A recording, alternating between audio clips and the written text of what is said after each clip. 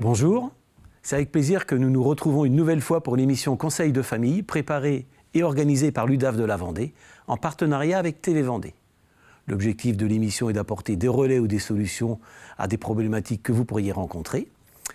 Aujourd'hui, nous souhaitions mettre en avant une véritable chaîne de solidarité qu'est l'association Mécénat Chirurgie Cardiaque. Pour cela, nous recevons aujourd'hui Madame Billet de Bouin, qui est famille d'accueil pour cette association.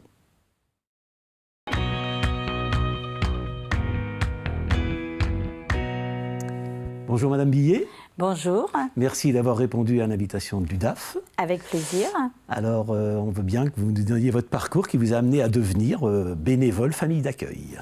Alors, mon parcours est simple. Étant déjà professionnellement par le passé dans le médical, ça m'a paru une évidence, en fait, d'apporter mon soutien, mes connaissances à travers cette association que j'ai découvert tout simplement à travers le Vendée Globe en 2017, puisqu'il y avait un stand et je me suis inscrite en me disant, bon, on va voir l'aventure que ça va amener, parce que je découvrais, en fait.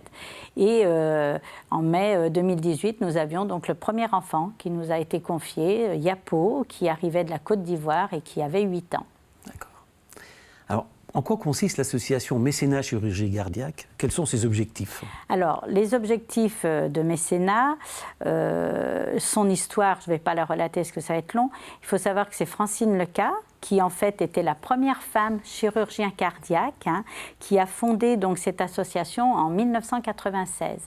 Parce que pour elle, ça lui paraissait impensable que des enfants qui étaient issus de pays en difficulté économique soient en fait condamnés, sachant qu'on a un enfant sur 100 qui naît par an avec une malformation cardiaque sévère. Et qui nécessite forcément une intervention. Donc Mécénat a pour action en fait d'opérer les enfants, en l'occurrence, ça c'est la priorité. Ensuite, elle a aussi comme autre fonction d'essayer de parrainer ses enfants. Il faut savoir que les enfants qui sont pris en charge par Mécénat vont systématiquement être suivis tout le parcours de leur vie. Quand ils rentrent dans leur pays, il y a un suivi, il y a des antennes, il y a des référents dans chaque pays qui fait que l'enfant n'est pas comme ça dans la nature. On a un suivi et c'est à vie, je dirais, que ce soit les traitements, que ce soit la scolarité, que ce soit le contexte familial. Donc c'est important. Ensuite, il y a des missions humanitaires qui sont mises en place, donc à peu près 7 par an, dans, on va dire, en grosso modo 70 pays. Et puis, on a la formation des médecins, qui est là aussi très importante, puisque les médecins, il faut essayer de les former sur place, dans les pays concernés, pour apporter le maximum d'aide et de réponse aux besoins. Et puis ensuite, on a, je dirais, tout ce qui va être médiatique, dans le sens où on va solliciter énormément tout ce qui est entreprise, au niveau sportif, le Tour de France, le Vendée Globe, j'en passe, parce qu'il y a tellement d'événements. Donc voilà, je dirais que l'objectif, c'est vraiment de toucher un maximum de public pour avoir un maximum de retombées, et toujours dans l'objectif de lever des fonds pour opérer ces enfants. D'accord. Alors concrètement, là on a Jacques sur le plateau. Donc comment se passe l'organisation en amont jusqu'à la... Oui. Alors l'organisation, déjà sur le terrain, l'enfant est donc repéré soit à travers effectivement les missions humanitaires, soit éventuellement, si l'enfant réside dans une ville où il y a médecins et autres, il va être forcément, je dirais, repéré beaucoup plus vite. À partir du moment où la pathologie cardiaque est sévère, que ça nécessite une intervention chirurgicale qui ne peut pas être réalisée ni dans le pays pour 2 raisons, soit le personnel n'est pas formé, et soit le bloc opératoire n'est pas, ça ne fonctionne pas parce qu'il n'y a pas le matériel nécessaire.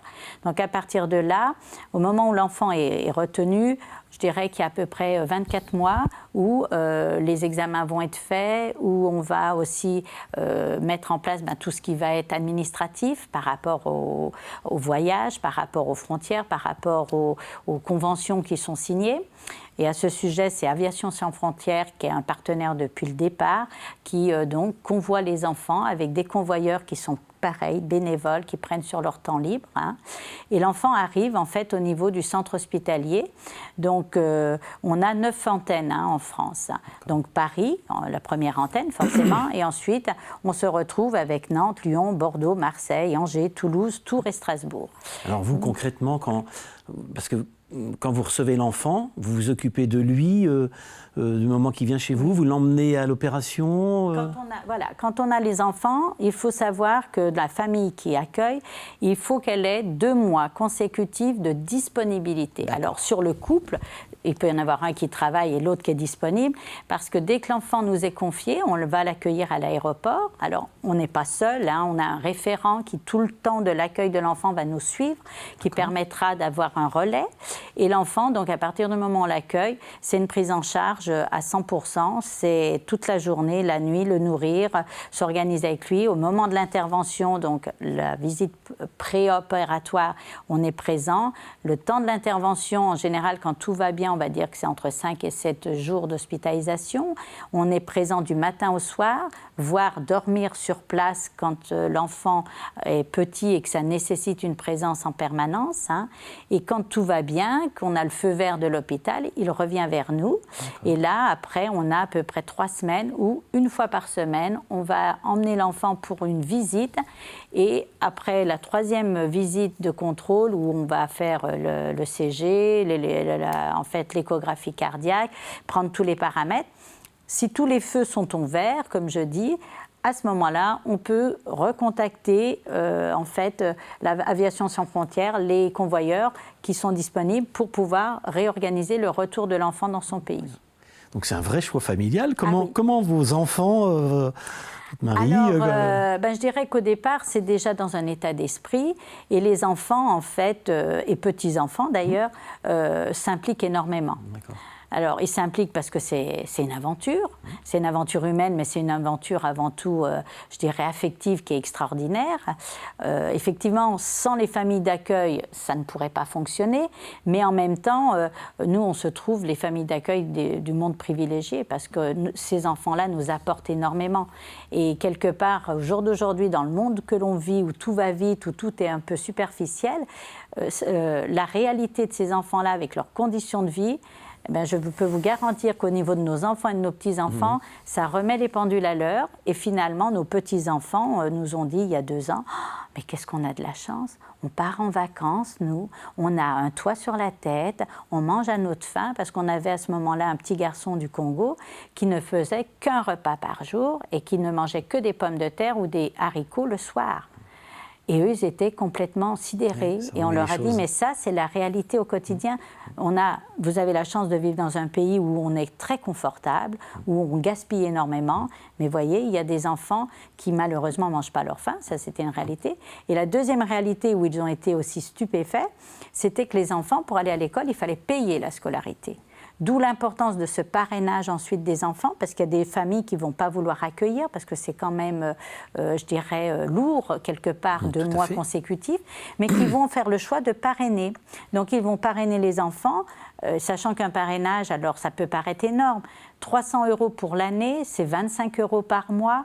Au jour d'aujourd'hui, je dirais dans une famille moyenne, les 25 €, on va les dépenser dans le mois facilement sur des choses qui ne vont pas être d'une nécessité absolue. Et ces enfants-là, on les parraine en général pour 3 années et qu'on peut renouveler.